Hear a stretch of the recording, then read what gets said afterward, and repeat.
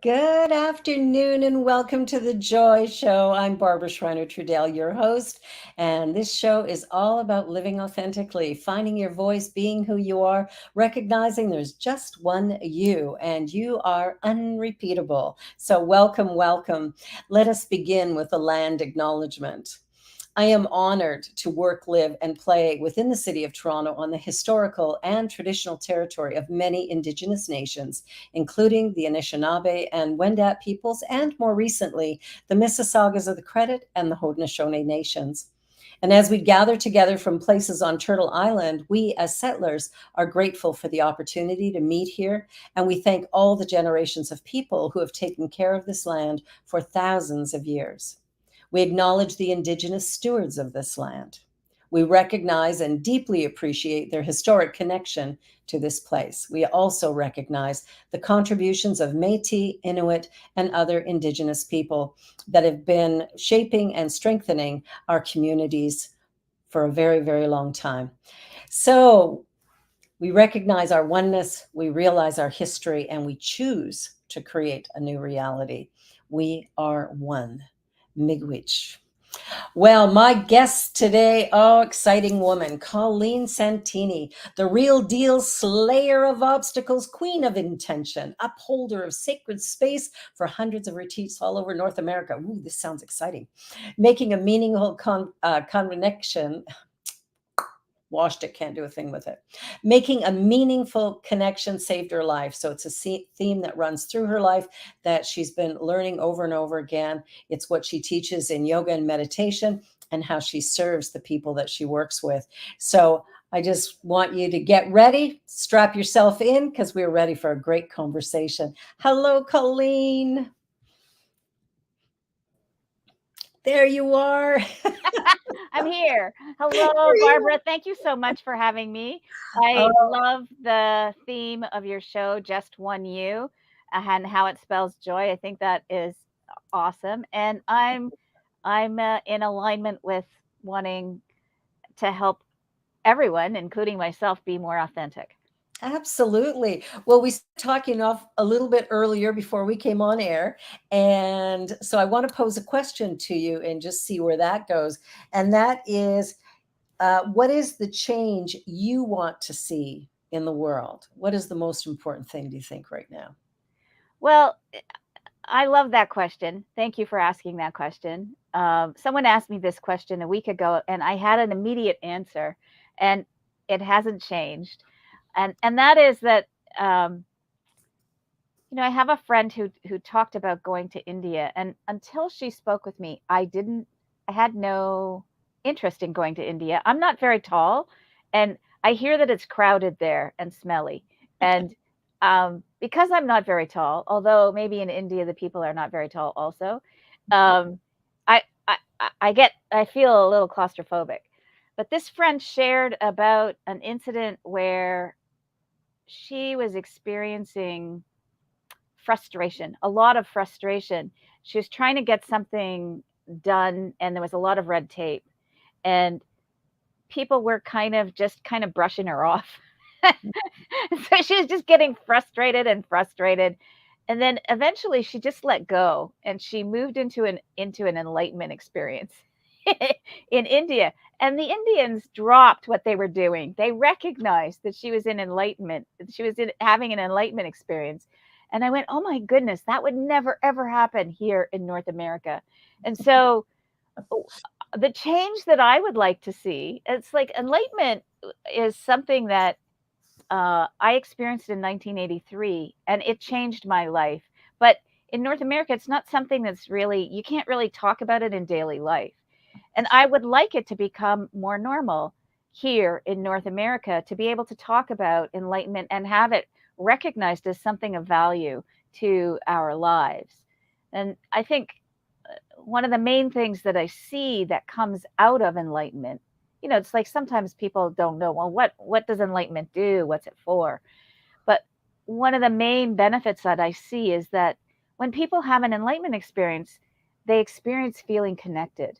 They Yes. they feel a great connection with themselves, with the universe, and this is sometimes very healing, spontaneous healing. sometimes happens with these experiences. So I think it is of great value, and I would love to see it become more normal in North America. That's the change I'd like to see in the world. I love that. I had an enlightenment experience. The biggest one that I've had was when I was 27.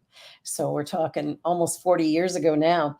And it was profound because I knew in that moment that I was one with God, the universe, infinite intelligence, whatever you want to call it. And I knew that energy as love. And it was profound. It changed my life completely, changed the trajectory of my life, and healed a lot of the things that weren't working. Even I quit smoking. And that was and, it was funny because I smoked 4 packs a day, Oh my and goodness. I know, 100 cigarettes. Yeah, it was crazy. But I butted that last cigarette out and I went, "Well, that's it. Till the next one." And from that moment, never had a craving. And I'd been Wow. smoking for 16 years, so it's not like I had just started, and I smoked 4 packs a day, so I was heavy, heavy into it. And I tried many times and couldn't, but after that experience, it was like, done. So, there's That's things that amazing. yeah, yeah, healings happen when we have that awareness of our oneness with this universe, that there is no separation, there is only connection. So tell me a little bit about connection, because I think that's a large part of what you do is connecting. Yeah, and I love how it's like because I've spoken with you outside of this, I understand that um your life did change as a result of that. And not only did it change, but this has become the main thrust of your life. It has become Absolutely. that for you. And so that's it's really inspiring that you've taken that experience and really put it into your life. So connection for me is it's very healing, and like you experienced this healing uh, that you weren't expecting, you weren't planning it. One of the things that happens with enlightenment is that people do experience spontaneous healings. For me, I've had different kinds of healings. Before I was involved heavily with enlightenment, I had a lot of self-critical thoughts, Yeah. and my mind was really strong, which is not a bad thing. A hard-headed woman here, um, and but I was also paranoid, and not only was I paranoid, but my mother was afraid of being insane, and so I inherited that from her. And I don't know whether that's because I was around her or because I have her physical DNA. I'm really unclear about that. But Yeah. that got healed for me and the reason it got healed for me was I saw what I was doing that was keeping that in place. I became aware of, oh, it doesn't have to be this way. I'm doing something that's like locking it in place. And I could just let go of doing that thing, and I don't suffer. I don't suffer from that anymore. So that's a huge thing, and it was not an expected thing. I was Well, yeah, and it's the same thing with my smoking, because the awareness I had was I don't have the right to kill the temple of God. And I knew without a doubt that if I continued smoking, I'd be dragging an oxygen tank by 40. Like, it was just this awareness. So yeah, you're right. The minute you have that enlightenment, there is an awareness that slips in that changes the game. Yes. And I also felt like I have agency for my life in a way that I hadn't, I felt like a victim of these thoughts. I didn't know that I was creating it. Choice? What? I have choice about this? Come on. So, yeah, so that was really powerful, and understanding who I am and being connected with myself Yeah. rather than it's like I think before this, I had this ongoing relationship with my mind, which was my mind is not kind. My mind is not kind. That's not its job. It's not the mind's job to be kind. The mind's job is to weigh the facts and or the things that it sees as facts. Yeah, the And ego mind. you know, but who we are as human beings, we can make a choice that's more compassionate to ourselves and to others. And um, recognizing that I don't have to let my mind be in control of me, that actually my mind is the the it's the tool and I'm the driver. That is a very powerful recognition. It is. And awareness is power. Like the minute we become aware of something new and really sort of embody it, it absolutely changes the game for us almost immediately, Yes. which is very, very cool. So tell me about the enlightenment process. I know you run enlightenment retreats. What does that look like? Like for somebody who doesn't know anything about enlightenment, what would one of these events be like? Well, we usually do it in a 5-day format. You can do a longer one. The Yeah. thing is, what works best about it is that you leave the trappings of your life behind. So it's best if you can immerse yourself. And so we do offer Zoom retreats, which means that you have to hold your own space, but we also offer them in person. And when we offer them in person, I'll talk about that so that Yeah. you get an idea of it. You arrive on the first night, and the first night we come together as a group and we set up the structure of the retreat so that we have our agreements that we make that are to make the space really sacred and safe. And then Yeah. we have the structure of the format of how we're going to work together. Mhm. And so we go over all of that, and then there's training on how to do these retreats are very special because we're using a process of of meditation in communication. So this meditation in communication really promotes this ability to connect. It's like you're face to face with another human being, and sometimes you can feel disconnected to this other person that's right in front of you, but Mhm. because we put you in this process over and over again, eventually it wears you down. And you can't help it. You can't help but be connected. So, this is my website. So if you're interested in finding out more about it, you can find out more about it here. But I'd like to go farther into the process of this retreat. So the first night we're setting up the process, and then the Yeah. next 3 days we spend immersed in a meditation. And the meditation is in this meditation, we're doing this dyad meditation where you're face to face with one other person in a communication that is formal. It's formal, Mhm. and you're speaking of yourself only. So it's not a conversation. It's each person is doing their own internal work, and there's no conversation about it. There's no discussion. Nobody tells you what you should think or how you should present the truth. Um, your your your listening partner, you're a communicating partner half the time and a listening partner half the time. Okay. So when you're the listening partner, you're to be there to just give your undivided attention Yeah. and and welcome the other person. And and it's powerful to be listening at this deep level. Yeah. And then when you are the communicating partner, what you're wanting to do is communicate so well that your listener could walk in your shoes. Mm. You want to communicate so that they can see the world through your eyes. And so this process for me, and I see this over and over again, it makes you a better communicator. It makes you a better listener, and it makes you much more able. Like when I started this, I was good at communicating anything that wasn't about me. But the minute it got to be about me, it was like, oh, how do I communicate this? And Yeah.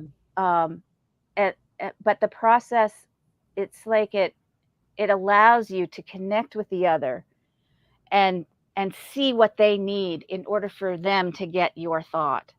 And that's powerful because it creates that connection. And the purpose is enlightenment, and there's the process includes um, it includes teaching on how to use this process specifically for enlightenment. And so it's very powerful, and it's also very successful. So after the 3 days of meditation, so you're not only doing this, you're also, so this is the main process that you're using, but you're also meditating when you're eating. You're meditating when you're walking. You're meditating when you're being silent. You're meditating when you're doing the dishes or when you're making a meal. You're meditating, so you're meant to immerse yourself in this process. And then on the last day, we want to take you out gently, but we also want to look at what are the gifts that you've received during these 3 days.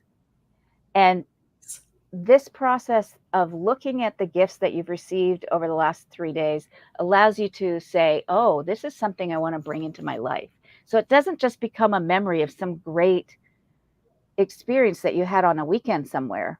This is something that you actually move into your life, which is a problem sometimes when people have these deep awakenings and then they get thrust back into their lives. Yeah. They don't know how to bridge the gap. So this day of integration allows people to bring forth the gifts that they've received into their daily life. And so Nice. the process is it's very powerful. So, and this might be a question of some people, I'm not sure. Explain to our viewers what it means to be in meditation while you eat, be in meditation while you walk. Be because most people think you sit down, you empty your mind, and you know. So, can you explain that a little bit? Like, walk us through that a little bit. Well, there's different ways to there's different processes to get into meditation. I mean, when you decide that you're going to meditate, it's like if you sit down at the piano and you're practicing piano, you're still playing the piano, even though I'm not very good yet. So this is the same thing with meditation. Meditation is a muscle, Yeah. and the more you do it, the better you become. This Yes. immersion of doing your best to set up your space so that you're not distracted by your daily concerns of paying bills and oh, I've got to visit Aunt Anne, or that you take those off your plate for these days, so that all you're doing is you're putting your attention on this process. So when you're eating, just eat. Right. When you're sleeping, just sleep. When you're working, just work. It's a single-minded focus. Right. And so when you do that, like normally when we're eating, we're thinking about all the other things that we have to do, the to-do list, and I've got to get this eating done so that I can get on to the next thing. So you're not really in the moment. Not at all. Not at all. And meditation for me is about being with what is. Exactly. Really, it's like really being with what is and accepting both the moment and how you are with it. Sometimes I'm not accepting the moment, and you can accept that you're not accepting the moment. Exactly. So how would a person, do this kind of work? The world is a little bit chaotic right now. We've been through a very long period of disconnection, both physically, mentally, and emotionally, as we've gone through lockdowns, and we're still sort of dealing with the repercussions of the whole COVID experience. And it's not like one area. This is a global thing that has occurred that has interrupted.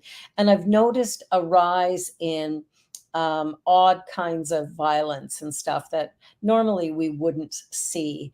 And so I'm just wondering, this type of work, what you're talking about here, can that be used to help us to deal with the trauma that we've been feeling, the fear that we've been feeling, and to actually begin to shift back into a more, or not shift back, but shift forward into a more peaceful place? Well, I do find that when people become more connected with who they are, they become more compassionate towards themselves and more compassionate towards others as well. Yeah. It's like they own their dark side. They let their they it's you do it's like you have to look at both the dark and the light. And Yeah. people have trouble on both sides of that. They have trouble seeing how dark it is for them, and they also have trouble seeing how light they are. But being able to accept both sides allows you sorry, it makes me teary-eyed to think about it, but it allows people um, to really have self-acceptance, and when they can accept themselves, they can see the pain that others have and have acceptance for this as well. And so, um, this process is very powerful for that. It is. And that's why I wanted to talk about it, just to make sure that people who are watching understand where this goes and how beneficial it can be, because I think that's what we're all, any of us who are teachers are helping people to sort of move through the difficulties that have been around us. I mean, we've all experienced it. And some of us are dealing with it okay, and some of us have been, almost thrown under the bus by it and having a great struggle trying to reconnect with life. And I've noticed that even in my center, my spiritual center, in that, getting people to come out in person has actually been a great challenge because, well, I don't know why, because, but I'm assuming it's like, I can just stay home. I know it's safe. I'm not going to get sick, blah, blah, blah. And I think we're moving into a new reality. So what does that look like? So what are some things we can do as we venture into this new landscape that we're all headed for? Well, one of the things that's happened as a result of our pandemic is that people have gotten more comfortable doing things on Zoom. And so I do offer a weekly Zoom dyad night on Thursday nights. And this is free of charge. People can come, they can learn how to do dyads. And this is it's just a service that I offer for people.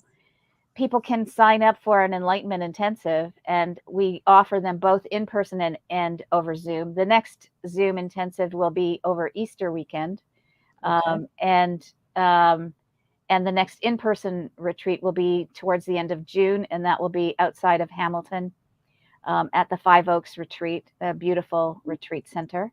Fabulous place. Fabulous place. And um, so that's one way. I also offer online yoga, which is my online yoga classes are live, and they're eight classes a week, and so people can sign up for those Okay. And and what come. time are those on? Um, so they run 6 days a week at different times and using different. So I have two 6 a.m. classes. I have Mhm. two in the afternoon classes. I have one 7 p.m. class. I have a noon hour class, a 7 a.m. class, and an 8:30 a.m. class. So there's lots of range, and it happens over 6 days. Sunday is the only day that I don't have any classes, and Oh, that's no. just as a rest for me. And that's all Eastern time zone. Those are Eastern time zone, Yeah. but because it's online, these classes are online. You can join from anywhere, but you'd have to adjust the time for your own time zone. Exactly. Well, that's really exciting, and the information's on your website. It is. There's a page for yoga. Yeah. There's another page for my retreats. And if you follow the links to the retreats, it will send you to a landing page where you can sign up for the retreats. Awesome, awesome. Well, it's interesting to look at the different type of work that's out there and the importance of doing it. And I was watching a video of a person who went through a massive healing of their body. Well, with yoga, it's everything, but went from being unable to walk without two canes and having gained a lot of weight because of an injury from being overseas at war. This veteran healed himself through yoga and lost the weight, restored his ability to walk, not only walk but run, and just created a whole thing. So yoga is a very powerful healing tool. It totally is. It's a very power. I myself have healed um, a couple of things. I had a thyroid problem, which it's like my doctor said it was never going to heal, and I healed myself with yoga and diet in a year, and my blood work was normal. And he it's like he didn't believe he didn't believe it, because it wasn't something that he had kind of been aware of. But yeah, yoga is very healing, and I've also healed myself of blood sugar issues. So it is powerful indeed, and Mhm. I've seen other people heal uh, tremendous things. Yeah. So it's powerful in that way. Well, There's it's so important to recognize the mind body connection. The body doesn't happen by accident. It's like our thinking is really impacting our physical well-being and the stuff we tell ourselves. The criticism that runs around our head is like, oh man, we got to correct that a little bit. Yeah, it's helpful, and yoga does help you with your mind. The thing is, the enlightenment intensive for me is an aspect of yoga. So when people think about yoga, they think about this physical posture Hmm. aspect of yoga, but yoga has 8 limbs, and physical postures are limb number 3. Hmm. That's it, limb number 3. One, Enlightenment is limb number 8. And so this retreat that I give, for me, this is a yoga retreat. Even yeah. though it's a meditation retreat, it's a yoga retreat, because we're actually practicing all of the 8 limbs of yoga on those retreats, Okay. um, and including the enlightenment piece. So it's powerful.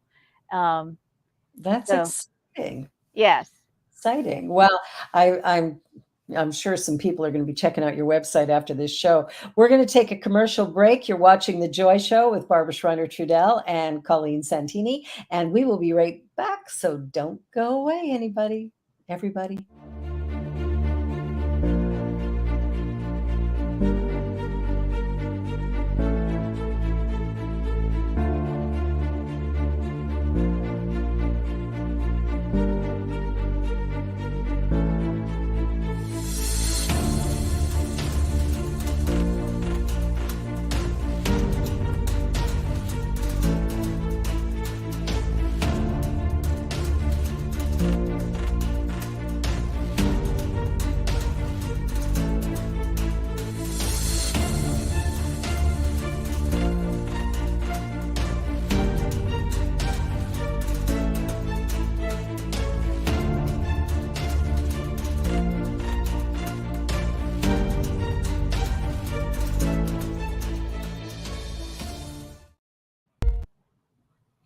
And we're back. So, we've been talking about enlightenment, we're talking about meditation, we're talking about yoga, we're talking about a whole body wellness that happens when we clear our minds and begin to heal our bodies as well. So, what do we do about the world we live in? I don't know. I don't feel like I have a lot of um, agency over anything but myself, and I feel like if I if I if I heal myself and I treat others well, that I'm spreading love and truth. It's like if I tell the truth, I'm dropping a little piece of truth into the ocean that is what all of us have. And so, if I can be more truthful, if I can be more kind, if I can be more compassionate with myself and with others, um, and practice nonviolence and truthfulness. Like some people think that they have to choose between nonviolence and truthfulness, and there's an art between doing both. And I think it's worthwhile um, practicing non-injurious truth. I agree. I agree. I think, and that's why I do this show too, is that the minute we come to understand our own authenticity, the minute we choose to live from that, to have love and compassion for ourselves, we now have that energy to share around us because we can only give into life who we are. And if we're angry and mean and vengeful and resentful, then the energy that we're putting out is disrupting any possibility of peace. But in the moment that we begin to see ourselves in a new way and begin to live from that, we actually change it not just for us, but we change it for every life that we touch. And of course, we know the ripple effect of that, Mhm. that because everything's just energy and we're all connected. So I change, that changes the world. You change, that changes the world. Enough of us do it. Well, we're going to have a little party here. The fermentation party. I think of fermentation. It's like you put I'm making kombucha in my cupboard here. And Okay. it's like you have this mushroom called a SCOBY, and Yeah, you put it in a big jar with some black tea and sugar and water, and then you let it sit, and it works, and it does its thing, and it yeah, turns into kombucha. And I feel like we do that to each other.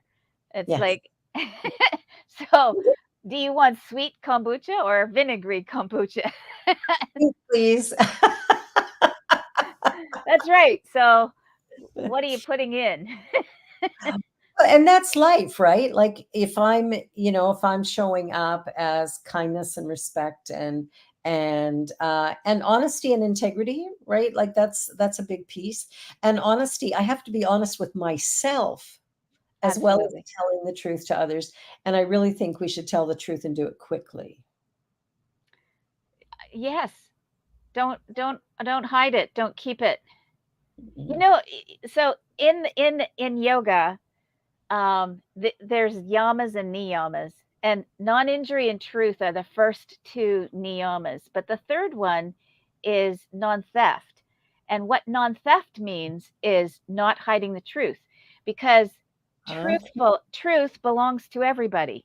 So if yeah. you're hiding the truth, you're actually stealing from people, which it's like, oh, what a concept, what an idea, what a thought. It's like, Well, it goes back to our own authentic nature. There's so many of us who are wearing all these masks and hiding who we really are from the world for whatever reason. And really, that's the same thing. We're stealing from humanity the possibility of something better if we allowed ourselves to truly shine the light that is within us, that is ours to share. all we We have is us. That's it. That's all you got. Golly, you're it. All we have is the only thing we can give is who we are. And there's so much self-loathing in the world, like so many people who are not happy with who they are. And that's the healing piece, right? I have to come to terms with me, Yeah, the life that I've walked and where I am. And I've had some colorful experiences. And the bonus of that is I'm very empathetic because, well, there's hardly anything you could tell me that I haven't already done. So why would I judge you? And I shouldn't judge me. So it's coming to terms with who we really are and celebrating it, going, you know what, I've made mistakes. Show me somebody who hasn't. And, live the life you have and bring that into the world because you got a little something, something that only you can do. Nobody that's else. right. Everyone is completely unique. Yeah. Isn't that exciting? It is. It is. It is. Um, and that connection with each person. I when we do a dyad and you have this new person sitting in front of you, Yeah. when they ask you your koan question, so a koan would be, tell me who you are. Tell Mm. me who you are. Tell me who you are. Tell me who you are. Each time somebody asks me that question, uh, uh, it's like who they are pulls something out of me that's completely different than Yes. someone else pulls out of me. And so it's so delicious that each relationship is is completely, It's completely yummy. It really is. I remember the first time I was asked that question. I was in ministerial training, actually. It was our minister who asked the question. And, a lot of people talked about, being a mom or being this or a female or whatever. And the only thing that came to mind for me was I am love expressing. And that was the answer that felt most honest in that moment. And it's something that has resonated with me always, that if I can show up and be as loving as possible regardless of the scenario. So I first have to be loving to me, and that's been my greater challenge. It's easy to love others. Sometimes, loving yourself can be that wall of, oh, but I made this mistake or I did that wrong. And as a parent, I know I made mistakes with my children over the years. And so initially I had regret about that. And so I went to them, each of them as adults, going, this happened, this happened, this happened, and here's what I felt about that, and I want to heal it. And so that's been my process, is when something is kind of like, I talk about it. I talk about it with whoever I feel that, I've harmed or I've withheld from or whatever. I want to talk to that person. And 9 times out of 10, they're like, well, I didn't even know anything about it. But the fact that we're all connected, it doesn't matter if they knew. There's an energy between us that is impacting our connection. If I have any little kitschy thing going on in there, right? So healing that is so important. And that has been my process, is talking to my kids every time I remember something or I have a regret. It's like, oh my gosh, I need to talk to my kids, and whoever it is, it could be a friend, it could be, my husband, it could be whoever, but to own it and go, wow, here's what I'm feeling right now. having And this talk of truth between you. I saw Rick Santos popped up, and he's a friend of mine in San yeah. Diego. So Welcome, Rick. Glad you're here. thanks for coming, Rick. Nice to have you here. Um, so yes, this talk and having these very real conversations with the people in your lives, owning what's true for you, and being willing and able to have those deep conversations. I've been Yeah. having beautiful deep conversations with my son, and I appreciate his point of view is completely different than mine, Yeah. and um and his wisdom is it has a completely different view on the world, and I'm so thankful and so grateful for his point of view about the world. It's like he shows me something when I'm willing enough to listen. Oh, exactly. And how old is your son? My son is 33. Okay.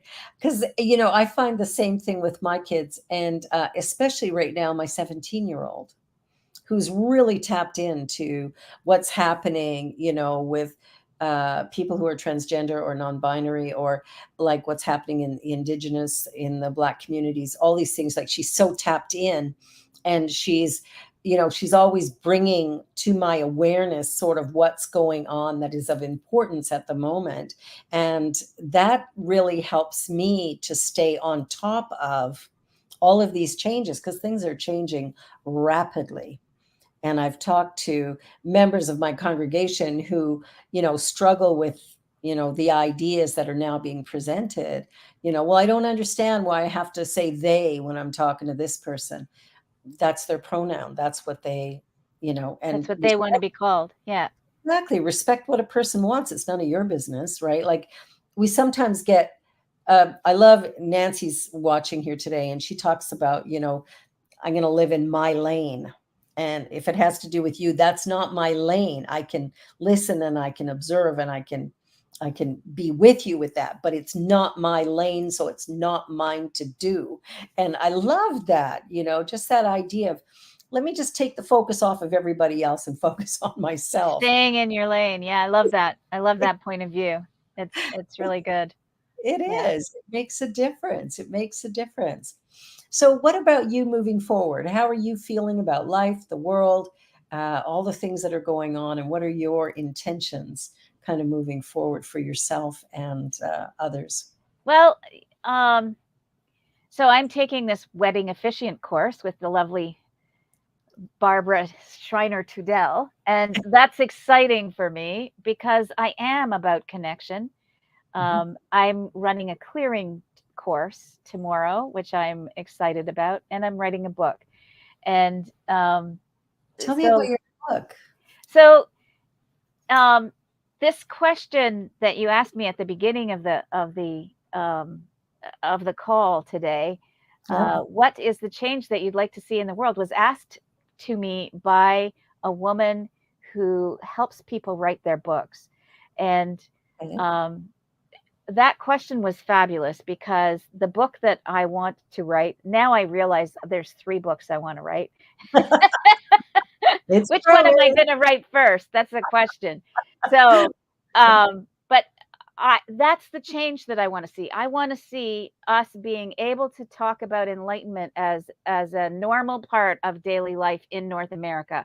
I want it to become more normalized, and for that, people need to know what enlightenment brings. What help it can offer in your lifetime. It doesn't fix your life, but it might fix your insides, um, and that might spur you to fix your life, Yeah. um, and it makes life richer and deeper. And yes, Mm. it opens your heart. So love always wins. Love always wins. Love always wins. Yeah, exactly. So thank you, Wayne. Um, so um, I want to promote this, and I see the avenue for me is connection.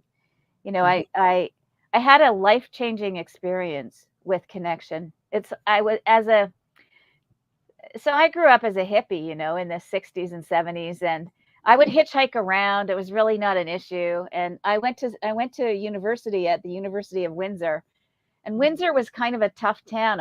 It's like directly across the water from Detroit, and at that time, Detroit was kind of a badass city. Excuse my language. But So,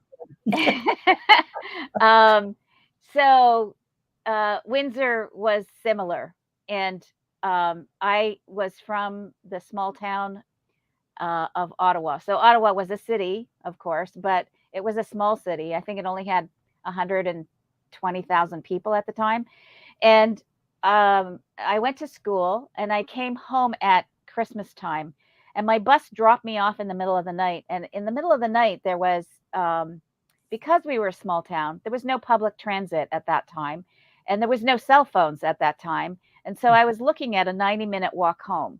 And it was cold. There wasn't any snow yet, but it was cold. And there was this beautiful drive along the river that I decided to follow, and a car came along, and I stuck my thumb out, and I said, I'm going to try and speed this up. Stuck my thumb out, and I got in the car. And when I got in the car, the driver pulled a gun on me, and he drove me around. He had my head down on the seat and a gun in my eye. And you know, my goal when I got in the car was to get home. But my goal when I had the gun on me was to stay alive. Different goal, just, yeah. different goal. And I don't know, the life energy just rose up in me. And I knew that what I needed to do was talk to this guy. I needed to talk to him and make him my friend, because then I had a chance of staying alive. Yeah. And that's what I did. I talked to him. He drove me around for an hour, and my mouth would not stop talking. I kept asking him about himself. I kept telling him about me, and in the end, he couldn't do it. He couldn't rape me, and he couldn't kill me, and he drove me back to where he was going to let me off in the first place. And what I saw, like, I didn't understand it at the time. I was just kind of, you get really shocked. Yes. You Yes. get shocked, and I was thankful to be alive. But in retrospect, years later, I look at that, and it was the connection that I made with that man that saved my life. That connection it's like it made him aware of me as a human being. I wasn't an object. And he couldn't visit his violence on me. And that connection is important. It can save lives. It saved mine. It can save businesses. It can save relationships. It's just so powerful.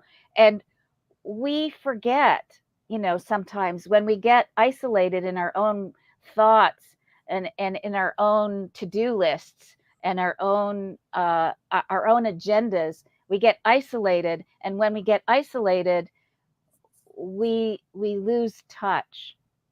Yeah. And so I just feel like connection is really the way through for people. And Yeah, I agree. being connected and feeling loved and feeling the ability to give love is so helpful for people. So Mm. that's what I want to promote. And that's what I think enlightenment promotes. And that's why I want more enlightenment in the world, because I don't know, I'm addicted to love. I don't know anybody who isn't. Me too. I've even got it tattooed on my arm. Love is the answer. Well, and it's true that I think what's caused so much challenge right now over the last 3 years has been the disconnection. So I think you're absolutely right. Connecting is the way to take us into a new reality, because we're not going back. I know lots of people talk about, well, I just want to get back to normal. I just want to get back to normal. The new Um, normal. Normal has never existed. Like, what's normal? It's different for every person, so there is no such thing. um, Mediocrity there is. I think that's what striving to be normal is really a mediocre thing. It's about fitting in rather than standing out. And I think more and more of us need to stand out as our authentic self and live in a place of real self-acceptance, real love. And we get there by really honoring who we are, and in that being able to honor everybody else. But the connection is the most important part. And what I love about your story is that that's what healing looks like. You change that person's life by saving your own. Like, who knows what happened to him after that? I mean, it's irrelevant. But the reality is, in that moment, he made a new decision, and you don't know the lasting effect of that decision. It's That true. I could don't. very well have been an enlightenment moment for him. I think sometimes when we touch someone else's life, we want to know in the long run, what impact it had or whatever. But the truth that we don't need to know that. We just need to meet each other where we are and do that with love. And when we do that, there's a change. There's a big change that happens that can only happen through love. That's the piece that excites and delights me, is that love and fear cannot coexist, right? The fear disappears, just like when you light a match in a dark room, darkness is gone. So they can't coexist. And so we have a choice about where we put our attention We and what we do. bring We do have forward. that choice. Yeah. Yeah. So we're putting forward all kinds of good love stuff here. Get everybody enlightened so that they can, begin to celebrate and be who they really are. And that's how we change the world. It's one person at a time. It's the little things that really truly matter. Thank you. Little things. Yeah. I I I love the message that you're putting out in the world. I love that you promote love. I love the wedding course, and I'm looking forward to being a wedding officiant. And I think that's exciting. It is. I think the whole idea of sort of expanding the understanding of enlightenment and what it is and what it can do, I think that's probably the most important thing that can happen right now in our world. And, it's something that's pretty well known in the Asian countries, Southeast Asia or South Asia and Far East. But we need to anchor it here more. And I know there's dribs and drabs, but what do you think would take to begin to make it a more common conversation? I think it's like drips of truth into the ocean. It's like I feel like I want to make a novel. I want to make a novel. I want to make a business book, and I want to make a memoir. And Mm. I think the more conversations that talk about this, the more normal it's going to become in the universe. You know, I see that more leaders and more companies run their they run their businesses from an enlightened point of view, but it's not in corporate yet. Yeah. And I'd like to see it go into corporate.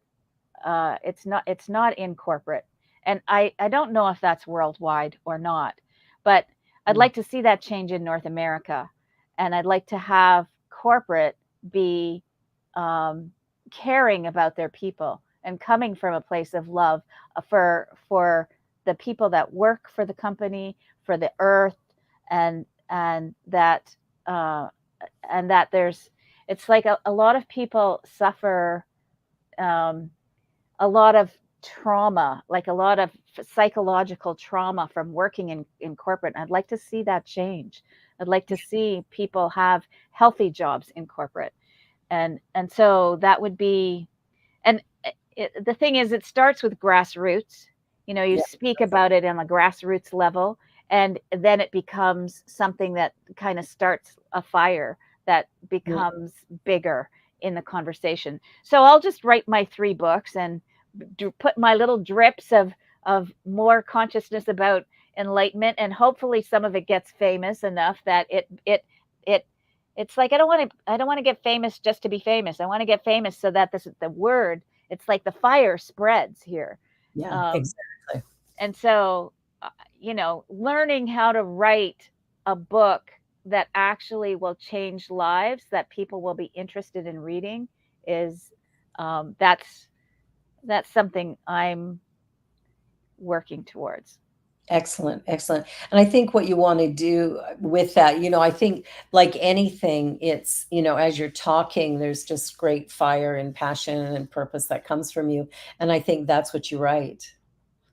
I think that's the writing. That's the, putting you onto those pages then makes the work that you do that much more accessible, which then allows for that possibility to expand and grow in ways that, maybe wouldn't have happened any other way. So it's really exciting to see that unfolding. And I think writing books, very good idea.